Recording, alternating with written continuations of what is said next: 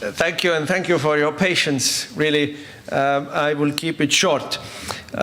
Just to introduce myself, my name is Martin Helme. I come from Estonia. I'm a member of parliament. I'm a head of the opposition in Estonia, but we used to be in government in Estonia. I had the post of Minister of Finance a few years ago.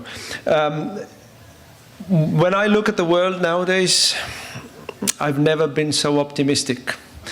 But we must not be complacent.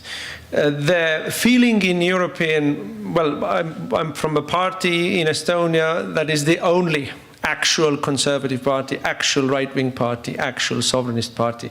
We get Trump and Trumpism. We just get it. We understand it.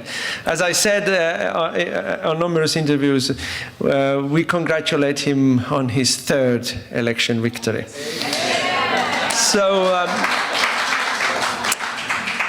the fact that he won has already started a chain reaction in Europe as well. I mean, the same week the government in Germany fell. The coalition negotiations in Austria have changed dramatically. I mean, I won't bother you or bore you with the internal politics of Europe, but basically the changes are already there. And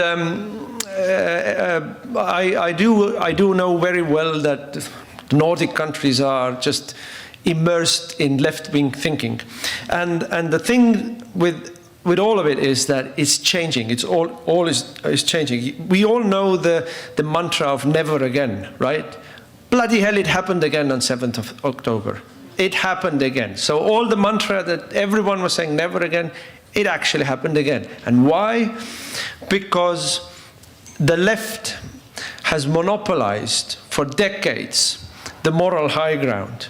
And the right has not been smart enough to get over it. Every time we say something that is right, we say something that is true, they invent a label against us and start pounding us, and then we sort of back away. And this sort of game is a game for losers.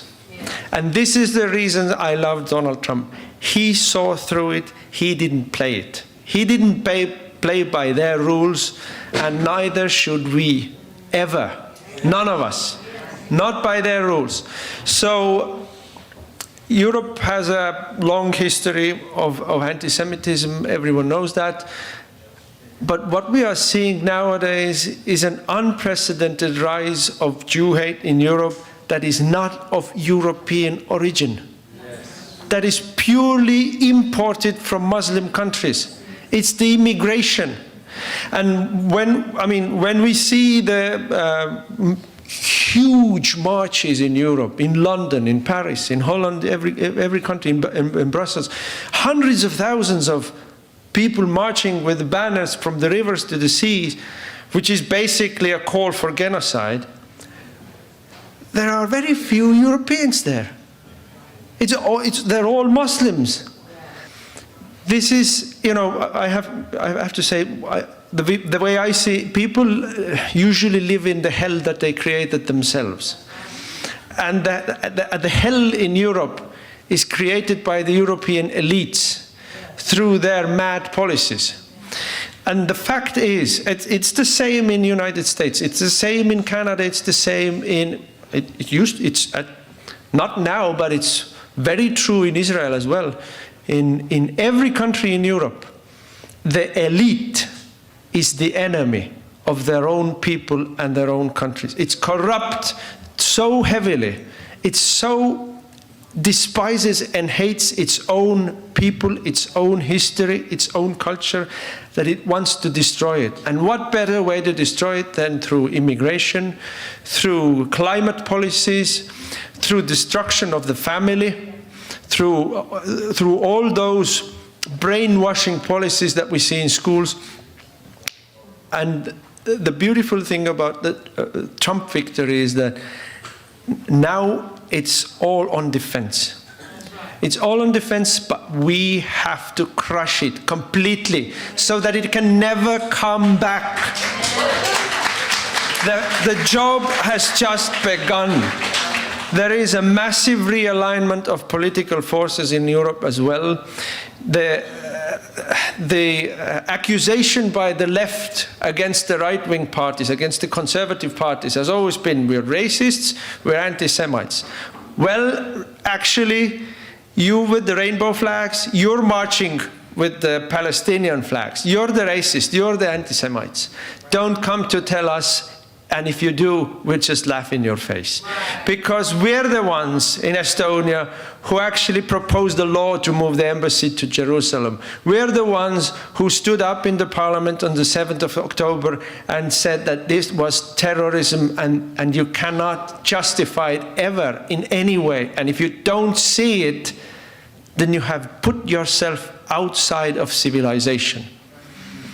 The left, the liberals, I say this, it's very simple, it's a spiritual fight as well. Liberalism equals globalism, and globalism is satanic. It's evil, it's thoroughly evil. You look at the Olympic Games, the show that they did in opening Olympic Games. What did you see there? It's Satanism in its purest. It's out. They're out of the closet.